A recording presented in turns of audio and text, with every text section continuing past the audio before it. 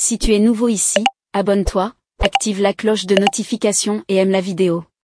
Francis Ngannou.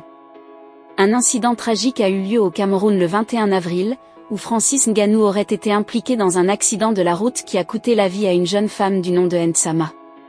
Depuis que les informations sur cet accident font le buzz sur les réseaux sociaux, Francis Ngannou est toujours libre, sa page Facebook muette n'affiche toujours aucune compassion pour la famille.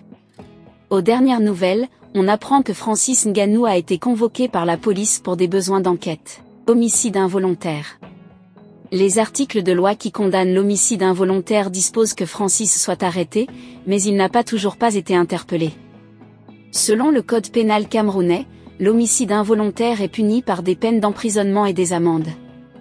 Les articles pertinents incluent, article 276 du code pénal, l'homicide involontaire est puni d'un emprisonnement de 1 à 5 ans et d'une amende de 100 000 à 500 000 francs CFA. Article 277 du code pénal, lorsque l'homicide involontaire est commis par une personne qui conduit un véhicule, la peine est portée à 2 à 10 ans d'emprisonnement et à une amende de 200 000 à 1 million francs CFA. Même si l'histoire n'est pas vraie, il faut d'abord garder Ngannou au risque de faire croire qu'il existe une justice à deux mesures qui protège les riches et les puissants.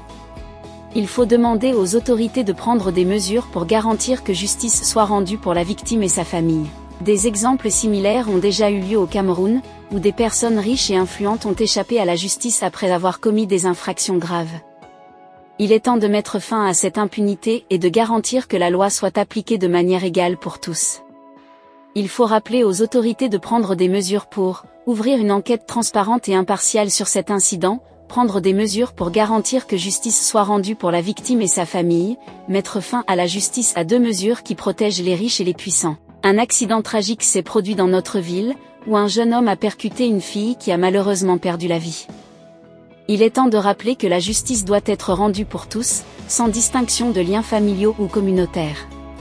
Chacun doit s'assurer que les autorités enquêtent de manière transparente et impartiale pour déterminer les responsabilités et prendre les mesures nécessaires.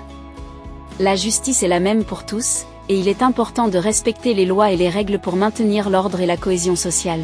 Et vous, dites dans les commentaires ce que vous pensez de tout cela, aimez la vidéo et partagez-la avec vos proches. Surtout abonnez-vous pour continuer à être informé de nos publications. Affaire à suivre.